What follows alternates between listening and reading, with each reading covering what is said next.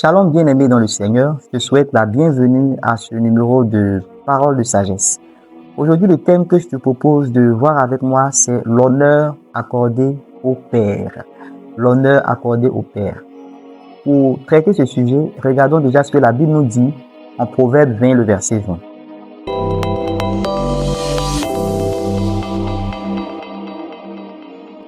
Si quelqu'un maudit son père et sa mère, sa lampe s'éteindra au milieu des ténèbres.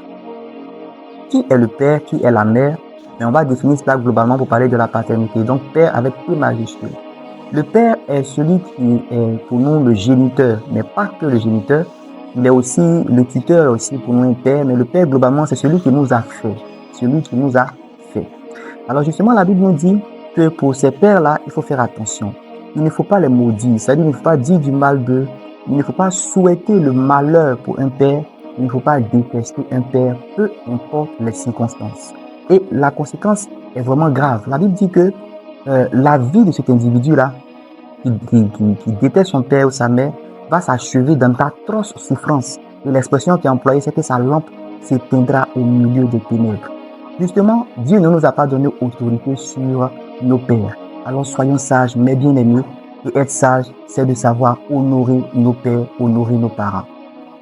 Je ne sais pas la qualité de la relation que tu lis avec tes parents biologiques, spirituels, tes mentors, etc. Peut-être as-tu vécu des situations difficiles avec eux. Peut-être as-tu été abandonné, délaissé, méprisé. Peut-être ont-ils pris des décisions qui t'ont frustré.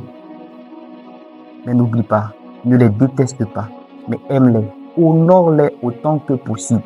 C'est ainsi que ta vie sera elle-même une vie épanouie. C'est ainsi que tes enfants eux-mêmes t'honoreront en retour. Alors je te laisse avec cette parole et je prie que le Seigneur te donne suffisamment de sagesse pour savoir honorer ceux qui sont tes géniteurs, pour que nous sachions honorer ceux qui sont nos géniteurs et cela sans condition.